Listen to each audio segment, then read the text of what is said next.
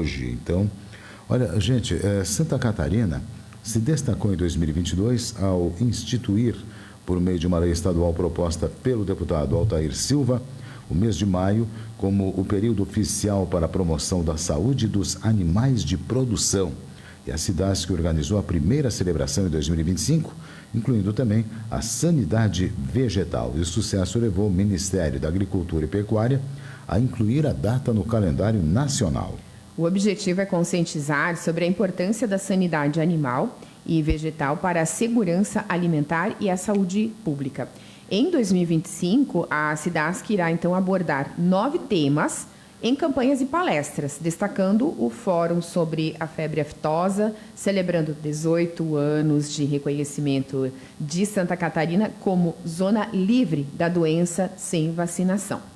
Estamos aqui recebendo, então, com alegria, nosso amigo Diogo Gadotti, que é veterinário e também chefe do departamento da SIDASC aqui de São Miguel, falando um pouquinho, né, sobre ações da SIDASC em defesa da agricultura, da pecuária catarinense. Meu amigo Diogo, seja muito bem-vindo aqui ao nosso bate-papo do Atualidades. Eu acharia importante a gente começar exatamente falando sobre isso, né, sobre esse trabalho que vocês fazem em prol da própria saúde pública aqui do estado de Santa Catarina. Bom dia, meu amigo. Bom dia, Luiz. Bom dia, Luciane. Bom dia a todos os ouvintes da Rádio 103. É uma satisfação estar presente nesse veículo de comunicação tão importante aqui para a nossa região, para falar justamente disso, desse mês tão importante para aqueles que se dedicam à sanidade animal e vegetal, para os consumidores, enfim, para a população que consome e vive o agro aqui em Santa Catarina, em especial aqui na nossa região no extremo oeste. Esse mês da saúde animal foi instituído com o objetivo de justamente promover o que você destacou, promover a saúde animal, vegetal, o meio ambiente e a saúde humana, visto que todo o reflexo das nossas ações, em especial da SIDASC, elas têm por um objetivo primário, salvaguardar um dos maiores patrimônios aqui do estado, que é a sanidade animal e vegetal, visto que mais de 1/3 do PIB do estado vem do agro. Então, esse trabalho contínuo da SIDASC, através desse mês, ele é muito importante porque fortalece a imagem da SIDASC como órgão que atua na defesa sanitária animal, mas mais importante, conscientizar as pessoas o quão importante é o nosso trabalho e o quão é importante ter animais saudáveis para podermos consumir alimentos saudáveis. Muitas vezes a população não tem ideia do que se passa até o alimento chegar à mesa, mas é um processo muito longo que começa lá na propriedade rural e acaba terminando lá na feira livre ou no supermercado da preferência. Pois é, tu estava respondendo, eu estava pensando aqui, tem muita gente que associa a SIDASC só com a parte animal, né? Mas não, o trabalho é amplo, né, Diogo? Justo. A SIDASC, além da animal, ela faz um importante trabalho na parte vegetal. Se não vejamos, não é uma característica da nossa região a produção forte de frutas, né? Mas a gente tem a região serrana, que é se não é o maior produtor nacional de maçã, a região de Lages é o segundo, só fica atrás da região de Vacaria, no Rio Grande do Sul. Então, nós comemoramos também nesse ano 10 anos sem a presença da Cydia pomonella, que essa praga foi erradicada dos pomares de maçã do país inteiro e é uma praga que afeta diretamente a produção de maçã. Então, a gente conseguiu erradicar essa praga e o fato de nós termos conseguido esse reconhecimento permite que as nossas frutas elas possam ser exportadas para países que ainda a gente não alcançava. Então, pensa o reflexo que isso tem. Então, a SIDASC está mais associada à produção animal porque o volume de produção no campo é mais voltado para a parte animal, mas a gente tem uma função muito importante na vegetal também.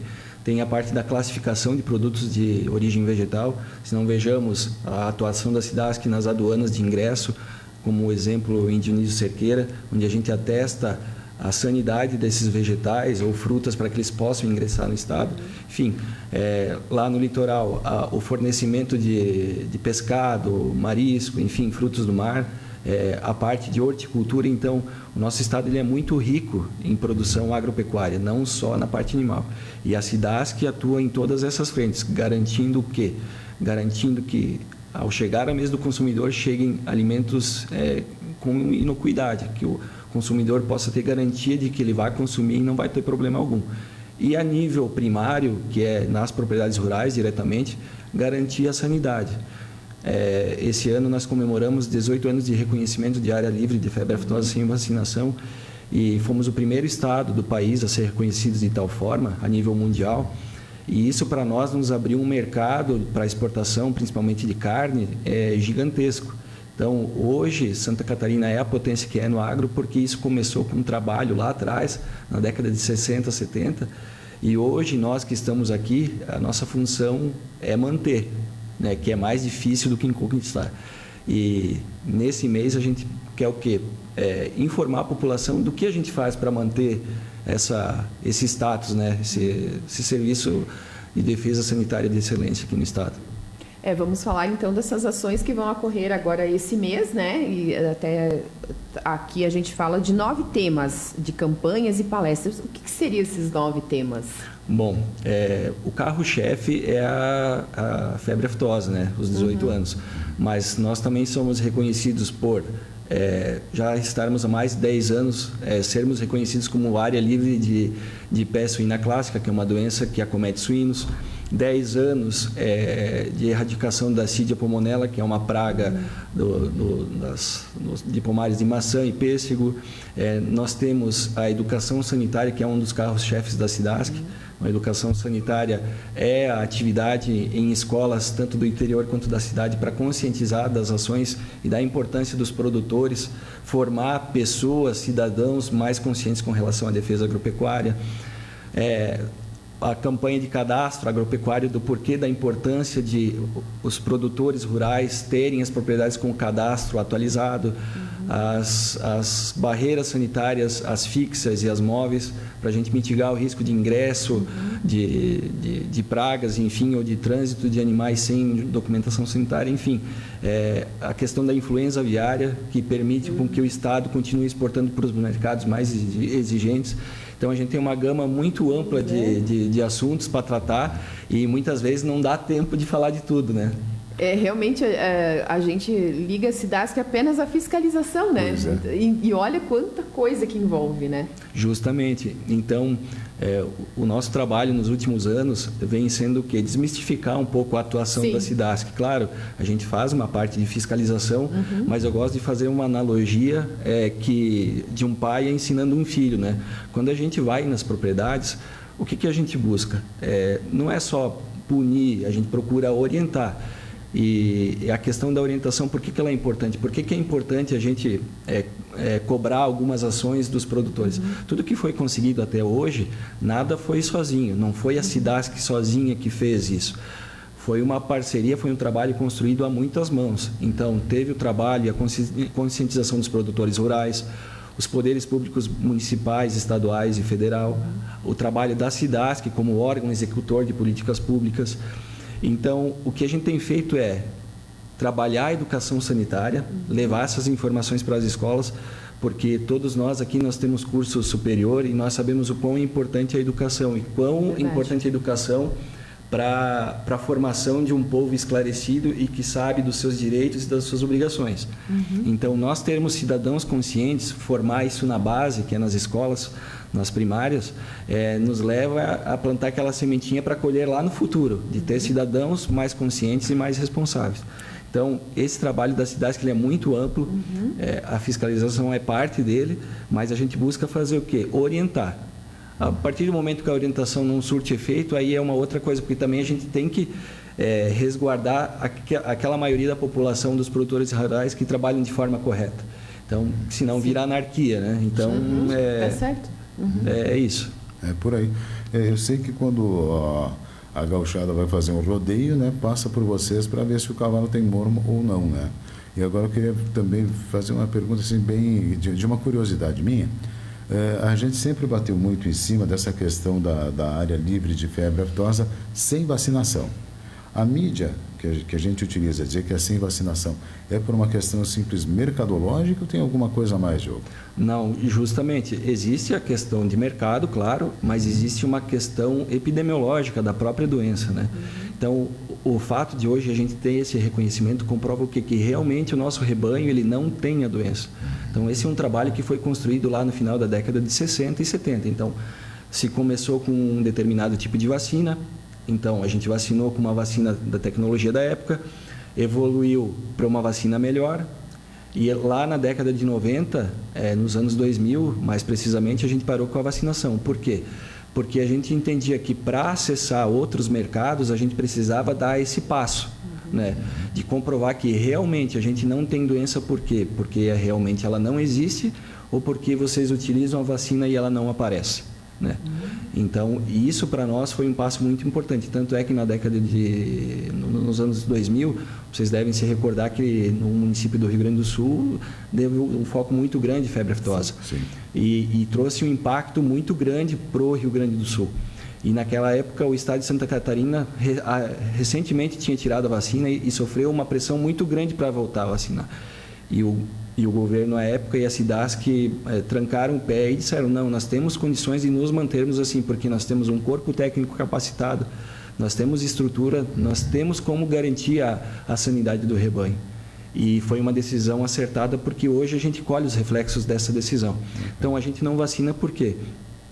Porque assim como existe um programa de erradicação, fazendo um paralelo com o Ministério da Saúde e a Organização Mundial de Saúde, existe na parte animal.